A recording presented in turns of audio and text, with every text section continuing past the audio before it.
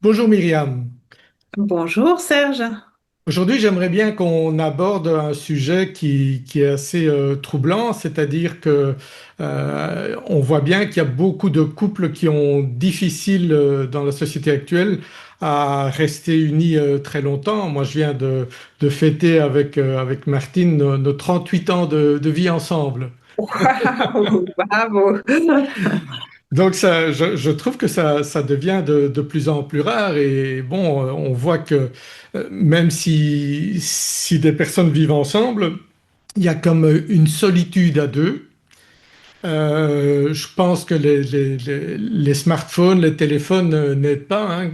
On dit que ça détruit certains couples, que la communication est difficile. Même moi, parfois, Martine me reproche que je suis trop sur mon téléphone. On se parle. Enfin, nous, on se parle encore, on a encore bien sûr une communication, mais pour certaines personnes plus jeunes, je crois que c'est de plus en plus difficile. À quoi est-ce que tu attribues cela? Que ce soit difficile, tu veux dire que pour les Oui, couples, ce soit que les difficile. couples se séparent et que tout l'environnement, la vie actuelle fasse que bon, c'est plus difficile des couples qui tiennent ensemble très longtemps. Oui, bah, je pense que ça, c'est culturel en ce moment. Les gens, et puis il y a la société de consommation aussi, les gens ne sont pas habitués, plus habitués à s'engager pour longtemps. Ils préfèrent remplacer au moindre petit problème. Oui, c'est Euh, ça.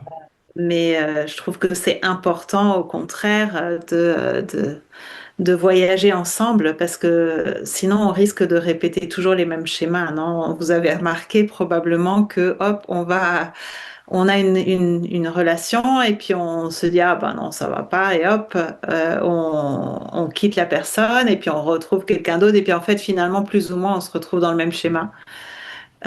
Donc c'est pas très utile, pas très souvent.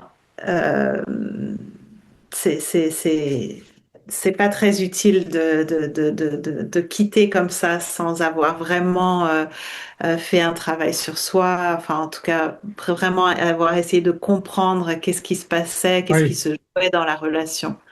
Mhm. Euh, Oui, parce qu'on peut, j'imagine, on peut avoir c'est une solution de facilité finalement de se séparer plutôt que de chercher le pourquoi, le comment. Et je pense qu'il y a beaucoup de personnes qui ont difficile à se remettre en question. Oui, voilà, c'est ça. Souvent, il y a une des deux personnes dans le couple qui se rend compte qu'il y a des choses qui se rejouent, et puis l'autre a plus de mal à aller fouiller dans ce qui pourrait être difficile. Mais c'est vraiment ça le jeu du couple. C'est vraiment euh, si, par exemple, tu donnais tout à l'heure l'exemple d'être tout le temps sur son smartphone et de pas être vraiment dans la relation, donc ça, c'est vraiment le problème générationnel, enfin le problème de notre époque. Mais c'est vrai que du coup, ça peut montrer des difficultés et ça peut faire ressortir des douleurs de part et d'autre. Pour celui qui n'est pas sur le smartphone, et je suis bien placée pour le savoir, parce que c'est m'a déjà arrivé d'avoir mon compagnon beaucoup trop sur le smartphone, ça réveille des émotions liées à je ne suis pas intéressante, je ne suis pas assez bien pour l'autre. Vraiment le besoin d'attention, le besoin d'être vu, d'être reconnu, le besoin de communication, d'être en lien. Ça peut être très douloureux pour la personne qui reçoit ça de la part de l'autre. Bien Et puis sûr. de la part de celui qui est tout le temps sur son téléphone, c'est vraiment aussi une façon de pas être en lien dans la relation. Donc, qu'est-ce qui fait on s'échappe, qu'on s'échappe dans nos smartphones plutôt que d'être là dans l'instant présent?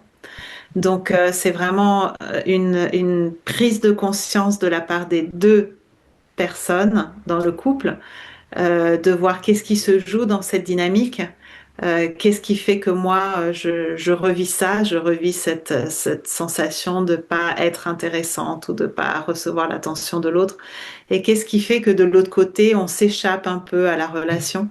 Donc c'est vraiment, c'est une dynamique à deux et chacun doit avoir son petit jardin, quoi.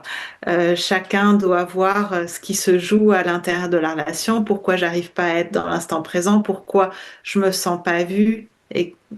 Parce que peut-être qu'il suffirait de quelques mots. Tu m'as dit que Martine te disait que tu étais un peu trop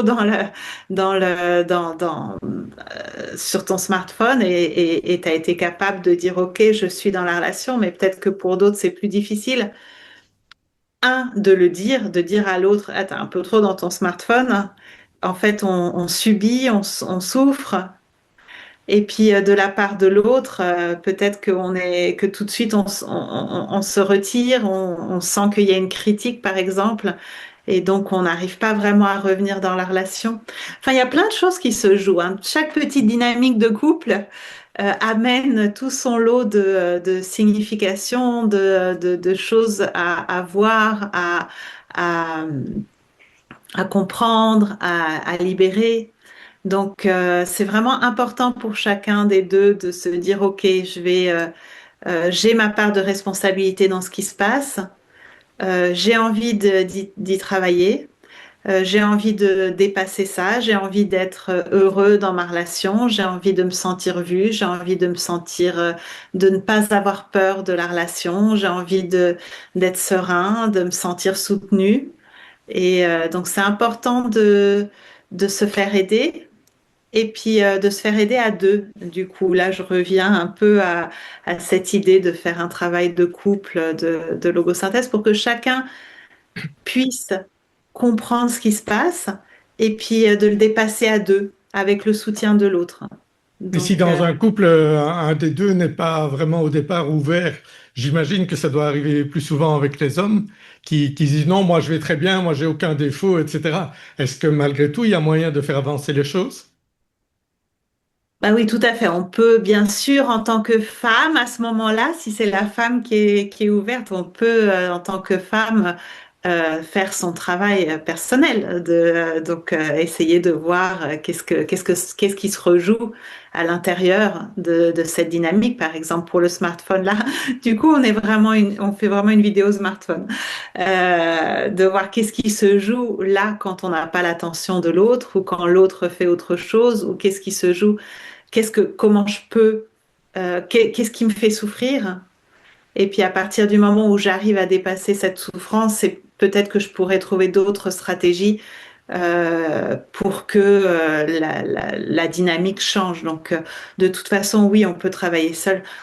J'invite vraiment à travailler à deux parce que c'est vraiment une opportunité pour tous les deux. Et puis, on aspire tous à être heureux en couple, non, Serge? Toi, Bien sûr. tu aspires à être heureux en couple. Martine, moi, on aspire à être heureux en couple. On aimerait se sentir soutenu. On aimerait être accepté comme on est. On aimerait être accueilli, se sentir confiant, serein.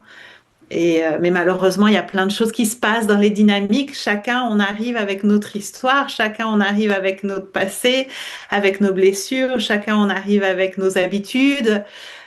Surtout là maintenant, quand il y a beaucoup de séparations dans les 40, 50, 60 ans même maintenant.